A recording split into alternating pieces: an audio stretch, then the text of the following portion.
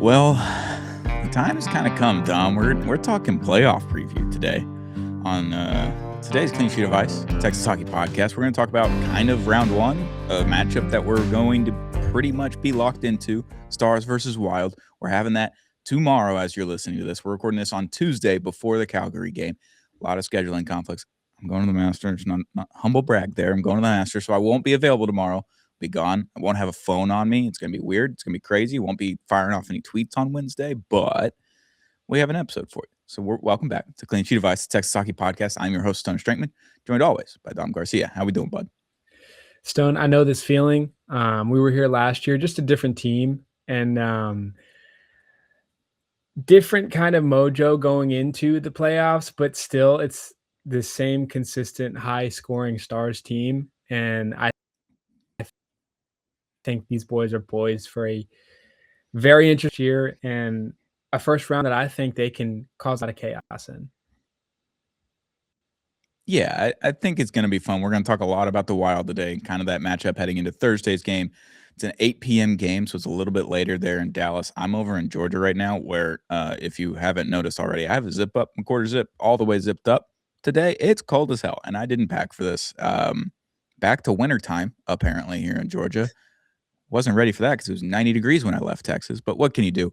Yeah, Dallas versus Minnesota is going to be a lot of fun. Yesterday, as we're recording this, so Monday, the Dallas Stars did their team photo, and that's always a thing. Like, they take the team photo before the playoffs, all the active players. So, like, Hughes is up here, and Capobianco, and Arttu Huru, like, all these guys that may not be playing in the playoffs or may not even be on the playoff roster technically, or not dressed out or anything. They're all on a team photo, which I thought was cool. But the biggest news there is that they wore the 99 jerseys for the team photo. I understand that they're playing the playoffs in those jerseys. I saw a tweet yesterday, which I don't know if it's true or not, but you can change your jersey per round. So every approval is per round. I was told it's for the entirety of the playoffs. You're locked into those things, but I think it was a smart person that said that. So maybe it's per round, but I would assume if they're going to wear them for round one and they advance on round 2, 3, or the finals, they're going to continue to wear the 99s. But I thought picture day was cool because they wore the 99s. It's giving me the bug. I think we're wearing them next year for regular season. I think it's going to be every home game, man. I hope that's the case. I think the fans are starting to win this battle between the owner of the Stars and the fans. I think we're winning this battle. The 99s might just be here to stay forever. I think this is the new jersey. I don't know. Yeah, and Dallas admin's been on a heater recently, getting rid of that video and banning the people that needed to be banned. And yeah, I don't think this is a conspiracy anymore. I think we're starting to see movement week after week that these 99s are here to stay. If you remember, when these 99s got announced, there was only like 4 retro nights where they were going to be worn. And like slowly throughout the season, they started to wear them more and more because you couldn't keep them on the hanger. Like they were sold immediately. And it's just, hey guys, if you like making money, wear these jerseys. And the Stars like making money, and that's what's being done. Like if this becomes a default jersey, it's top 3 jersey for me in like sport, not just hockey, like in sport. Ooh. Yeah, it's hard to just we are Stars fans, so we're a little bit biased, but like looking at it across the league, like I love the old version of the 99. I love the forest green. I love the black on that one, the gold. Everything about that's incredible. But now that I've gotten used to the victory green and having the new victory green on the 99 jersey, I'm like, it's pretty stellar. I think it's my favorite jersey in my closet. I have a handful of really good jerseys that I really appreciate, but I think I'm with you. Top 3 in sports. It might just be. And like when you see it in person, the silver pops so well on these jerseys. It's incredible. You remember you weren't on that one with Empty Netters, but we talked to the 99 jerseys with them. And Chris was like, I don't know. We went from gold to silver. We went to silver. You're going for second place now. And me and Dan were both like, dude, are you an idiot? The cup is literally silver. You're playing for the Stanley Cup, which is silver. Like the silver is perfect. It's the perfect color for it. And I agree. I think it is the perfect color for it. Going for the Stanley Cup. I understand you're going for gold technically, but we're not in the Olympics. We're playing for the cup. It's silver. Let's get after the silver cup, Stanley Cup. Put silver on the jerseys with the victory green, the black. It's all so perfect. But yeah, they wore it for picture day. So for the 2025, 2026 stars, that photo that goes up in somewhere in AAC, I don't really know where they put the team photo necessarily, but I know that they're kind of all over the place. Like they have a few in the press box lining the walls, but I would assume that's going to go up in the AAC somewhere, and it's going to be in the 99 jerseys, which I didn't think was going to be the case because they've been wearing the home greens, the victory greens, all season long. With I think 12 total games is what the original amount was for the 99s. I think they're going to surpass that in the regular season, and then obviously you're going to wear them in the playoffs too. So they're going to wear it more than what they had to wear it by NHL standards. I think it's 8 or 9 games that you have to wear a third jersey for the entirety of the season. So they're going to surpass that this year and heading into the playoffs. And hopefully it's not the third jersey next year. Hopefully it's just the home. It'd be sick. That'd be incredible. So good. So welcome back to Clean Sheet Advice, Texas Hockey Podcast. Make sure you hit that subscribe button on YouTube. We're trying to hit 500 subs. We got a few the other day on Monday from that episode. So thank you for that. Thank you for all the well wishes to my wife as well. That was much appreciated. We're excited. We're pumped, but hit that subscribe button. We're trying to give away Colin Blackwell's signed item, 500 subs. That's the goal. We want to hit it before the playoffs. We're about, week and a half away or so. It's April 7th as we're recording this. I think the playoffs start on the 18th. So we got about 11 days to the playoff start. We want to hit 500 subs before then. If we don't hit it during then, that's okay. We're still going to give away a Colin Blackwell signed sweatshirt. I'm going to make sure it's the 99 one. Old logo. It's going to be good. Don't worry about it. I'll get Colin to sign it, and we'll give that away as soon as we hit 500 subs on YouTube. So if you're an audio listener and you're subbed there, go ahead and head over to Clean Sheet Advice on YouTube, hit the subscribe button, hit 500. We'll give away that item. You got to enter the giveaway at that point. Then we're going to do another one at 715 and another one at 1,000. 1,000 obviously is a jersey of your choice, which if it's the 99, they're going to be in stock for a while because they just restocked them in the hangar. I saw a video this morning, and all the comments were from 5 and 8 hours ago. So it was last night. I think they restocked the hangar. They have Rantanen 99 jerseys in there. Haven't seen those in months. So I'd run, not walk. I would run to the hangar and get those 99 jerseys before the playoffs start because I know for a fact those aren't going to last more than 12 to 14 hours on the shelves at the AAC in hangar. So go get them tonight if you're going to the Calgary game, or if they are still in stock on Thursday when this Minnesota game happens, go get your 99 jerseys immediately. Yeah, I have no faith that when I go to the game Saturday, they will be there, but I am glad that more Stars fans will have that Rantanen jersey because it's been months since I've seen one in the hangar. Long time. I haven't seen a Rantanen one. I don't think I ever saw the Rantanen one in person. And I went day one. Obviously, the season ticket holders, the Victory Club members, I believe, they had the early access to the 99 jerseys that morning. I wasn't able to go to morning skate that morning, so I couldn't sneak in to the line. I think they would have let me in that line. I don't know. I'm unsure, but I couldn't sneak into that line and get the Rantanen 96, 99 jerseys. So now's your time, but I got a Dutchy one, so I'm comfortable right now. Next season, if they're the home jersey, I'll go get a 99 Rantanen jersey all day long. I'll just wait. I'll wait forever. I'll get my future kid one too. Hell, let's do it. Yeah, that Harley 99's calling my name. I think you can get one of those. I'm pretty sure you could get one of those Saturday.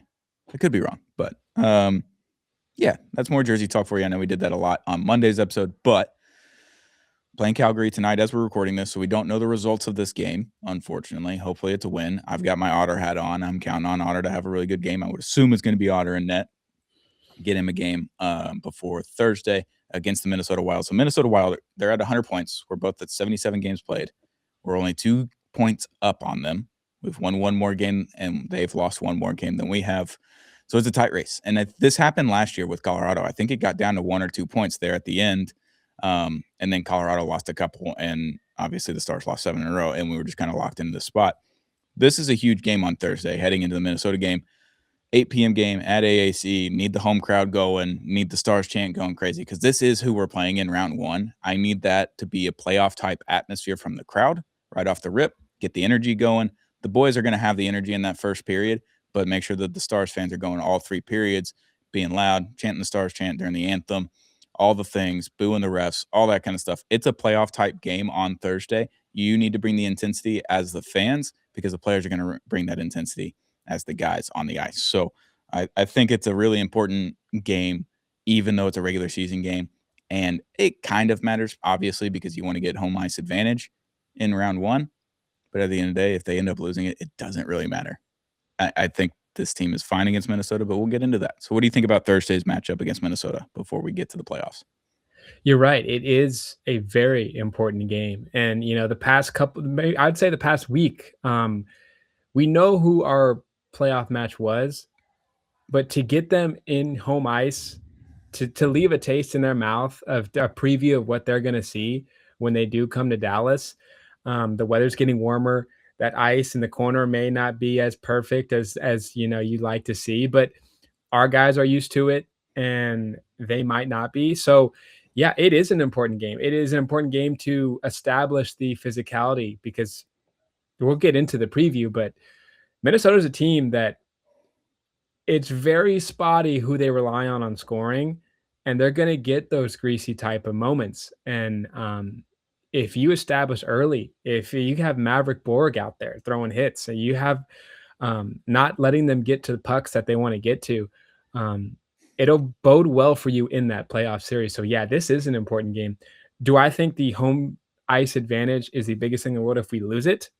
No, not necessarily, because we have a way better goaltender, but it is big for the fans because if you can go out there and start the series early and just jump on them, I think that give these boys a lot of momentum. You mentioned the goaltending. So, they have great goaltending. I think they have some of the best goaltending in the league this year, regular season wise.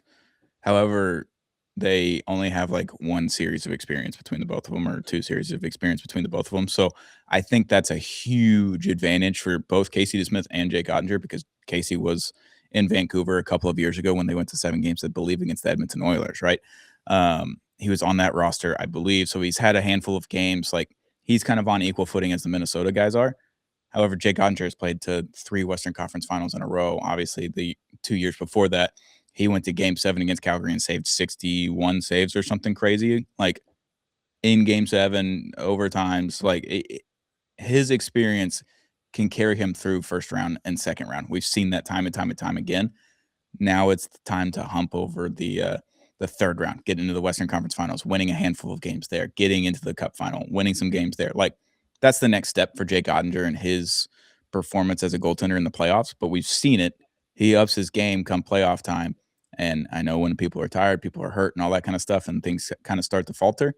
This is the year that I think Jake can make the jump over over the third round and everything. But the first round is all that really matters, is what we're heading into. You got to win one to get to the next one, and it's going to be against Minnesota.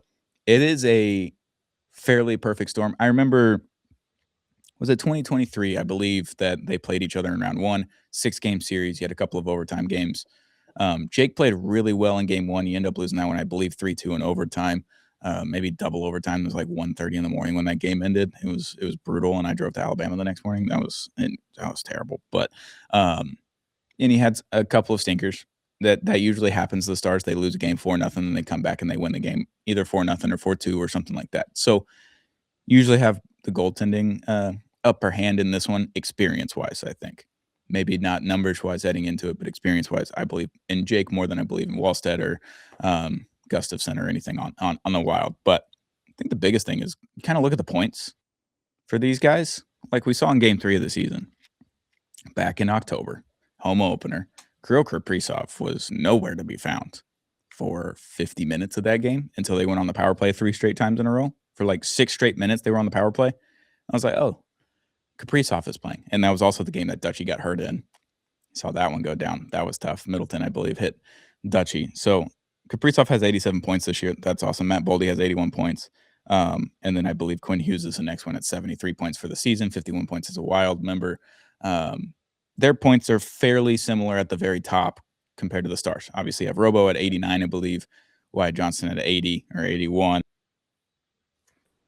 A handful of games there, he's at 72. So the top end talent is right there with the Dallas Stars. I think it just dramatically falls off in comparison to what the Stars have depth wise. Yeah, and if you remember last year, Dallas had a lot of success kind of isolating a defenseman and making them look non-existent. And I Hmm. think it was last year was uh McCart, best defenseman in the world, really didn't do much points wise in that series. Uh Draisaitl did, I mean, they beat us in that series, but He was all didn't really power look, play. yeah, like so I want to say someone in the Winnipeg series too. Maybe it was Kyle Kyle Connor. Connor. Yeah, Yeah. we were able to kind of, not let them beat us, and if you can do that against this Minnesota team, like, I agree with you 100%. They don't have a Ritzkovian, they don't have a Sam Steele on that roster. They're very much reliant on their ace and their number 2 guy. So, that's where I see a big advantage for Dallas, um, is that if you can kind of mitigate the performance of one of their key players, it's gonna be tough for them to score. Yeah, and you look up and down, like, the point system for both those stars in the Wild, like, Zuccarello has 51 points, like, that's, kinda in the same realm as what Rope would be in if he had been playing, right? He's at 44, so not I mean, Rope, if he had been playing, he'd be way past that, so that's an advantage. Brock Faber, 51. Thomas Harley, if he had just been scoring in the first 3 months of the season or not hurt or not sick, he's right there with them, right? Yeah, Eriksson Ek, he's at 48. Marcus Johansson's at 45, and Tarasenko's at 41. Ryan Hartman's at 41. Um, they're very similar scoring wise compared to the Dallas Stars. I think, like, if Dutchy plays more games, he has more than 39 points. If Jamie Benn plays more games, he's more than 35 points. If Maverick Bork kind of got hot before the new year, he's more than 35 points. So I think we're very similar points wise, star power wise. I think we have more, right? Robo, Wyatt, Miko, Miro, Rope, Dutchy, Thomas Harley. I mean, you got all of those guys where they have four. We can call it four, right? Faber, Boldy, Kaprizov, and Quinn Hughes. I think our top end talent is either equal, if not a little bit better. And then our depth at the star level, like Rope Hens is like your fifth guy, sixth guy that you might mention on the Stars. He's better than most of their guys, right? He's probably third on their roster behind Kaprizov and Quinn Hughes. So I feel pretty good about the scoring depth that the Stars have, and I feel really good about the depth on defense, right? Like Quinn Hughes is like nowhere to be found on defense, all the metrics and all that kind of stuff. And then Miro Heiskanen and Essen Lindell are like both in the top 8 defensive metric wise. So yeah, you feel really good about that. It's the other pairs we're starting to figure out with Tyler Myers and Liam Bichel, Nils Lundqvist and yeah, Thomas Harley.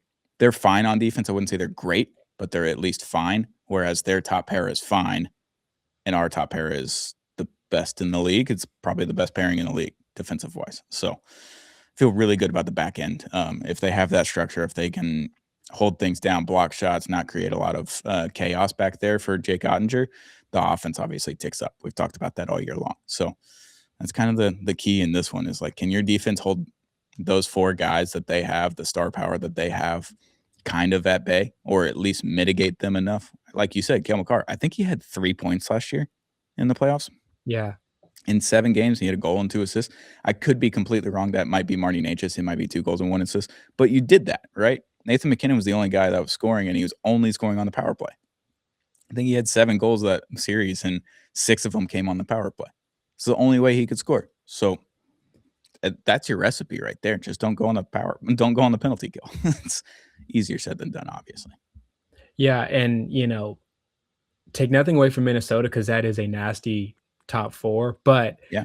what they're gonna look to do is what they have been doing since they've gotten Quinn Hughes, is control the game and slow it down. They love playing half court offense. They love because they're just outside of Kaprizov and Quinn, like, we have much faster skaters than they do, so they're wanting to slow the game down as much as possible. The screen game in front of Ottinger is gonna be an important battle that we have to win because I can see goals being not on Otter go in because of a very good Minnesota screen. So that blue line is going to have to be tough down there in front of net and gonna really got to help Jake be the best he can be. Yeah, and Bill Guerin did a great job building this team heading it like with the trade deadline with Quinn Hughes acquisition. Like he saw the Western Conference like shit. We gotta do something about this. The Stars are going crazy. The Avalanche are winning 18 out of 19 games in a row, like that kind of stuff. He saw it. He went and got Quinn Hughes early, and then he doubled down at the deadline, got a little bit bigger, got a little bit stronger, a little bit heavier, heading for the playoffs, because that's what the Stars have done since the beginning of free agency, really. When we got Yeah. goalie in, they had to get bigger, they had to get stronger, they had to get heavier. They add Ernie on a PTO. He ends up making the team. Justin Rizkovian may not. I think Ritzy's heavier than everyone thinks. Seeing him in person without pads and stuff on, he's kind of thick. He's a big boy. He may not be tall, but when he hits somebody, I would assume it probably doesn't feel good, much like Ernie. Same thing. And then you add Tyler Myers at the deadline. You've got trees back there. They keep calling them trees, 6'7", 6'8". That's a huge advantage. The length of the stick, the defensive positioning and everything. You can be out of position and still be in position when you're 6 inches taller than everybody else, right? Your stick length is going to be longer than everybody else. So I think we're made for the playoffs this year, where in the last 3 years we haven't been necessarily, with the hits, with the heavy bodies and all that kind of stuff, the physicality. I think everybody's primed for that. Maverick Bork's been the craziest hitter that we've had in the last 3 months, maybe. He just hits everybody. He gets in the muck every single time. I love Maverick Bork the way he plays right now. They're all bought in, and I think that's the huge thing, is like, hey, we're going to be physical from day one.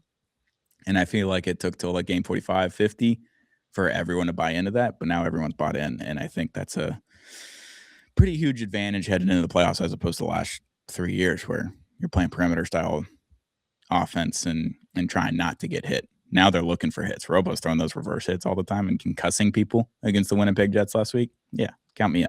I'm all in. Yeah, and one thing that I think both teams can hang their hat on is they got some guys that are really good in the faceoff circle. So that's going to be a fun aspect of this series that I'm going to be checking every single game, whatever the score was, who won that faceoff battle, and seeing if that is an X factor in this series. Yeah, it's a big one for the Stars, dude. I'm telling you. Like, when they win the faceoff battle, they win games. That's been the case for the last 3 years. I think it's super important to this team, especially because you know how many plays that they run off the faceoff in the O-zone? It's crazy how many plays they run. Like, I know it may not look like a play, but getting that puck back to either Thomas Harley or Miro Heiskanen, him skating towards the middle, letting them flood the center of the ice basically, and just flinging it at the net. It may not look like a play, but that is a design play from goalie or Neil Graham or whoever it is in the O-zone.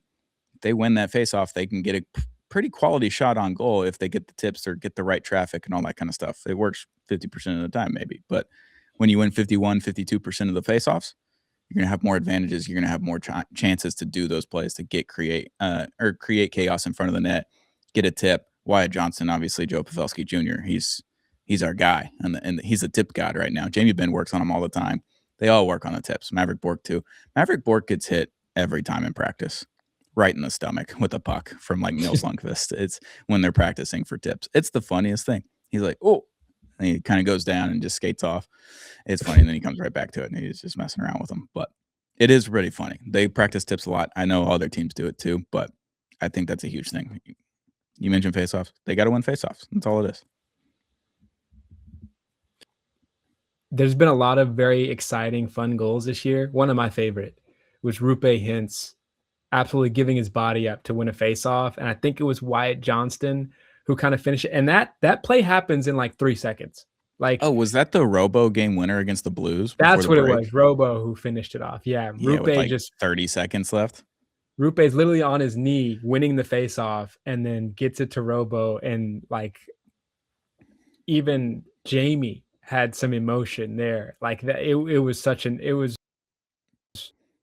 an awesome goal, and it happens with being Yeah, you mentioned the emotion too. I think this team has way more fun.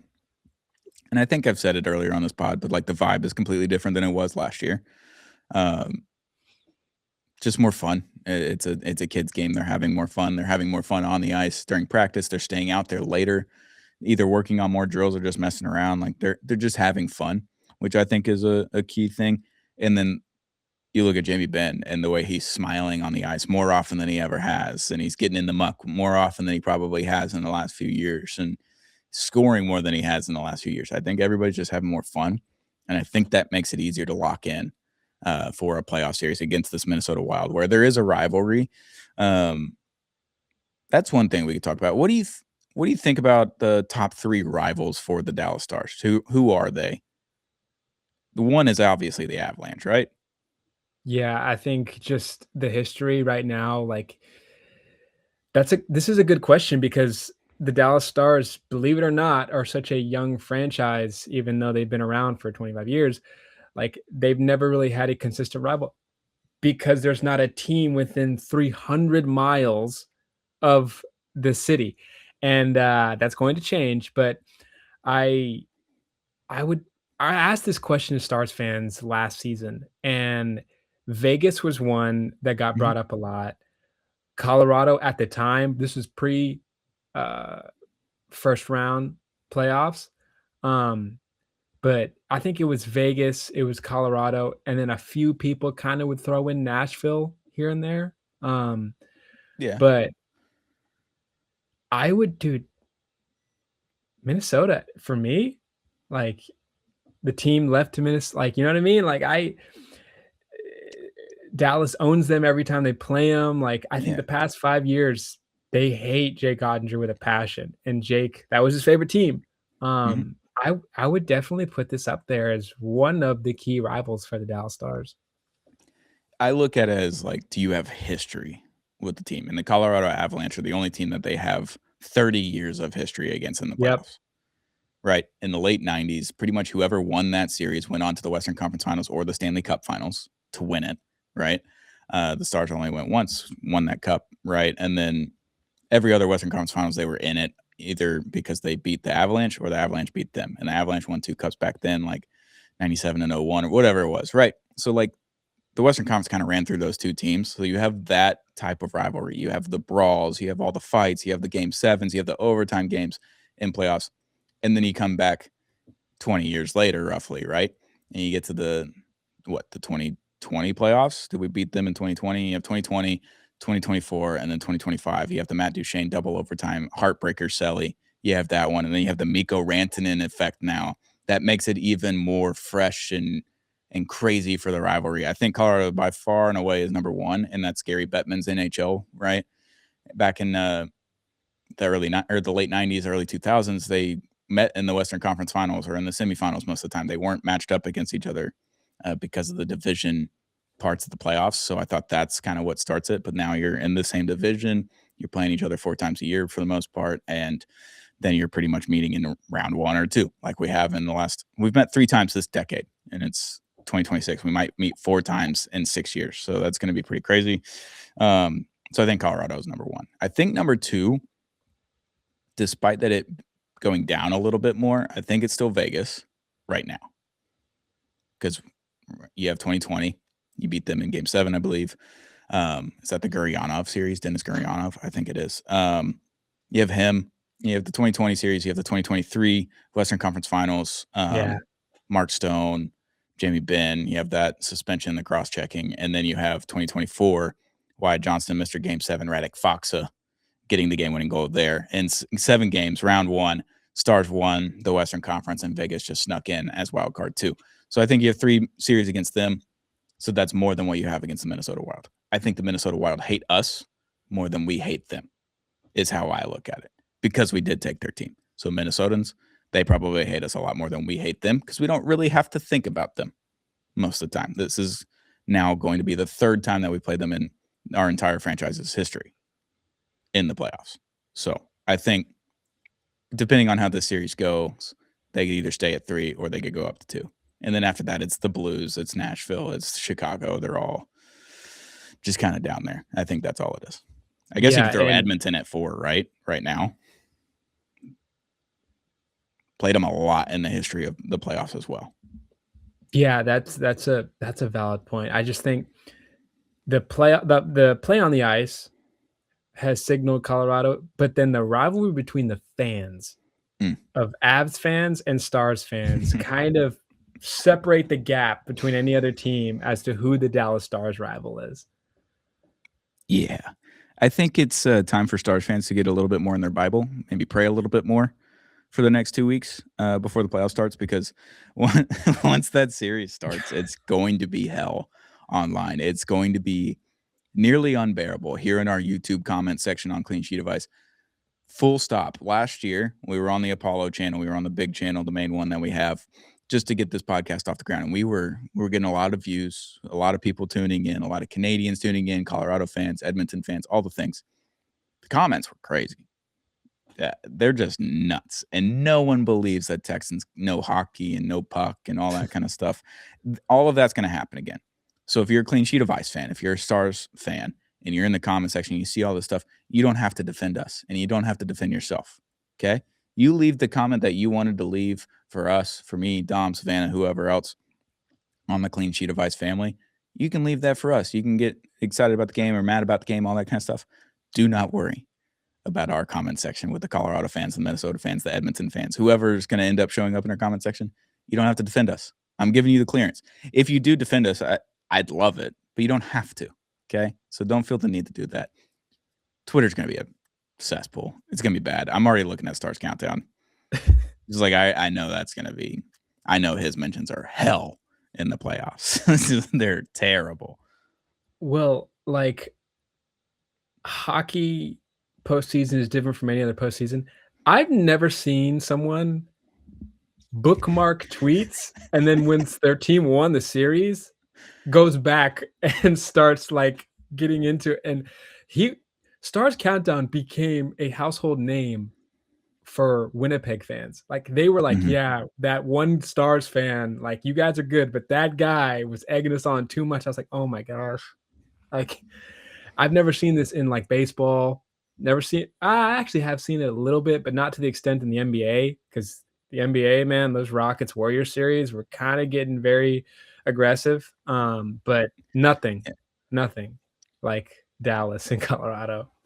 Apollo's spaceman, Colin, he's really good at the bookmark game as well. Back in 22, we had a lot of bookmarks. Colin was ripping them. But yeah, Stars Countdown, Ben, he's a different breed. He knows what he's doing. He knows how to rage bait at a crazy level, which I'm getting better at.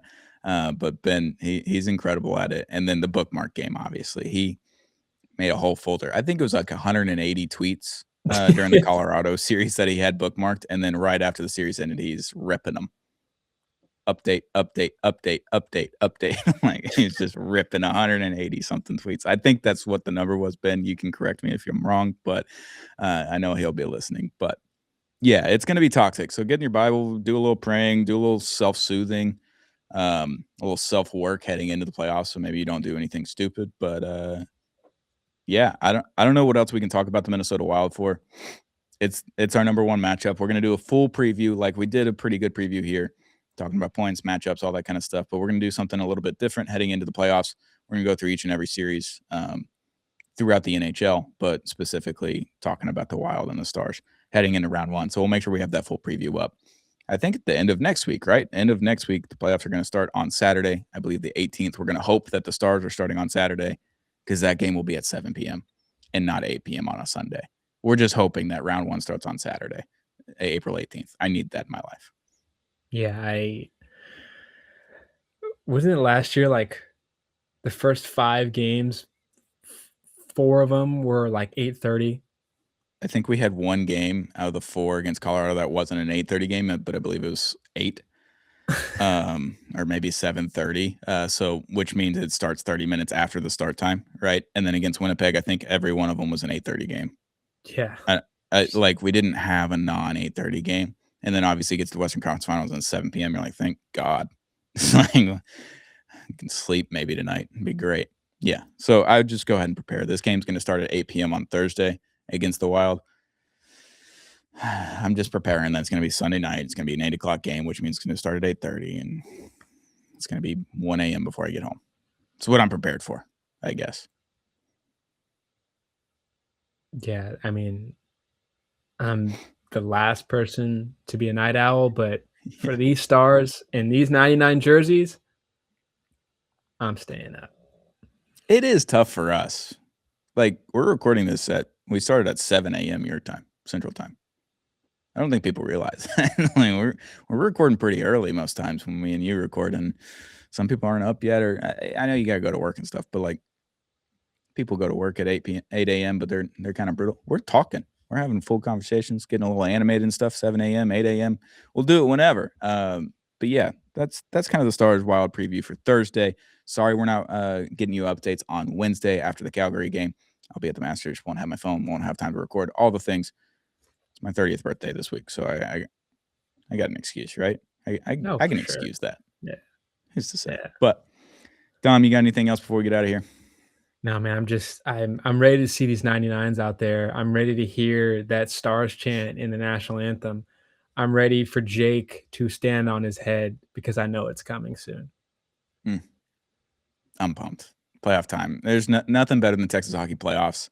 It's nothing better than AAC rocking on a Friday, Saturday, Sunday, Monday, Tuesday, Wednesday, Thursday, Friday night. I can't wait. It's going to be fun. So if you're going to be in the building, or if you're not going to be in the building, go to apollohou.store, search Texas hockey, and get your playoff shirts. 2026, when the stars align. Those are our playoff shirts this year. Shout out to Gus for the update. We're going to be pushing that out on socials on Thursday. So if you haven't listened to the pod and you haven't seen it online, we'll make sure that we put it out on Thursday heading into the Wild game. Get those shirts. I've got mine on the way. Gus has his on the way. And there's a handful of other orders yesterday. It's exciting stuff. 2026, when the stars align, our Texas hockey playoff shirt on apollohou.store. Just search Texas hockey. You'll find it, but it'll be in the link will be in the description here on our YouTube or audio podcast platforms. You can find it there until Thursday when we put it out on our socials at Clean Sheet Advice. Hit the follow button, hit that subscribe button, and we will be back very, very soon with another episode of Clean Sheet Advice, Texas Hockey Podcast.